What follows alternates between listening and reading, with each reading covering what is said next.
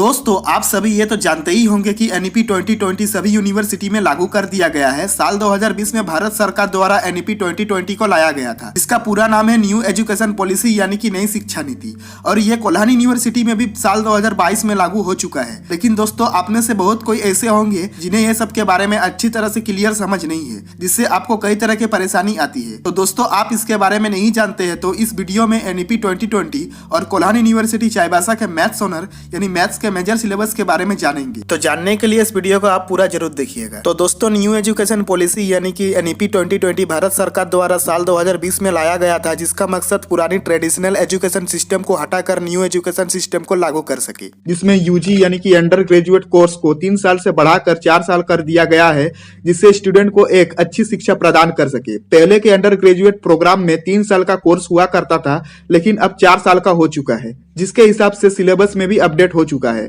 पहले के 3 साल के कोर्स में कोर पेपर को ऑनर्स पेपर के रूप में, सब्सिडरी पेपर को जनरल इलेक्टिव पेपर के रूप में और एईसीसी का पेपर हुआ करता था। अब वही मेन पेपर या कोर पेपर को मेजर पेपर, जनरल इलेक्टिव या सब्सिडरी को आईआरसी और एईसीसी को आईबीएस कहा जाता है, तथा इन कोर्स के सिलेबस को सिलेबस स्कीम फॉर एफवाईयूजीपी यानी कि 4 ईयर अंडर ग्रेजुएट प्रोग्राम कहा जाता है। तो चलिए अब बीएससी या एफवाईयूजीपी मैथ्स मेजर यानी कि ऑनर्स सिलेबस को समझते हैं। बीएससी सेमेस्टर 1 में पेपर 1 में कैलकुलस के बारे में है, जिसका पेपर नाम है MJ1। पेपर 1 में टोटल 5 यूनिट है। फर्स्ट यूनिट में सीक्वेंस एंड इंटीग्रेशन है, सेकंड यूनिट में लिमिट एंड कंटिन्यूटी है, थर्ड यूनिट में डिफरेंशिएबिलिटी है, 4 यूनिट में एक्सपेंशन ऑफ फंक्शन है, 5 यूनिट में कर्वेचर, एजम्प्टेड एंड कर्व ट्रेसिंग है। अब हम देखते हैं कि यूनिट 1, 2, 3, 4 और 5 में कौन कौन से टॉपिक है। जैसे कि हम जानते हैं यूनिट 1 का नाम है सीक्वेंस एंड इंटीग्रेशन।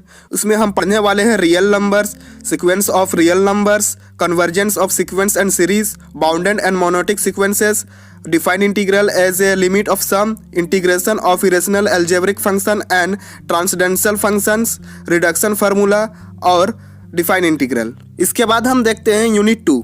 यूनिट 2 में हम लोग देखते हैं, इसका नाम है लिमिट एंड कंटिन्यूटी। इसमें हम पढ़ने वाले हैं epsilon delta definition of limit of a real value function. इसके बाद है limit at infinity and infinite limit. इसके बाद है continuity of a real value function. उसके बाद है प्रॉपर्टीज ऑफ कंटिन्यूटी फंक्शन। उसके बाद है इंटरमीडिएट वैल्यू थ्योरम। उसके बाद है ज्योमेट्रिकल इंटरप्रिटेशन ऑफ कंटिन्यूटी। उसके बाद है टाइप्स ऑफ डिसकंटिन्यूटी। उसके बाद है यूनिफॉर्म कंटिन्यूटी। इसके बाद हम लोग देखते हैं यूनिट 3। यूनिट 3 का नाम है डिफरेंशिएबिलिटी। इसमें हम लोग सबसे पहले पढ़ने वाले हैं differentiability of a real value function. उसके बाद हम लोग पढ़ने वाले हैं ज्योमेट्रिकल इंटरप्रिटेशन ऑफ डिफरेंशिएबिलिटी। इसके बाद हम लोग पढ़ने वाले हैं रिलेशन बिटवीन डिफरेंशिएबिलिटी कंटिन्यूटी। इसके बाद हम लोग पढ़ने वाले हैं डिफरेंशिएबिलिटी एंड मोनोटोनिसिटी। इसके बाद हम पढ़ने वाले हैं chain rules of differentiation, Darboux's theorem, Rolle's theorem, Lagrange's mean value theorem, Cauchy's mean value theorem, geometrical interpretation of mean value theorem, successive differentiation और लेबनिज थ्योरम। इसके बाद आता है यूनिट 4। यूनिट 4 का नाम है एक्सपेंशन ऑफ फंक्शंस। इसमें हम लोग पढ़ने वाले हैं Maclaurin's and Taylor's theorem for expansion of a function in an infinite series. इसके बाद हम लोग पढ़ने वाले हैं टेलर्स थ्योरम इन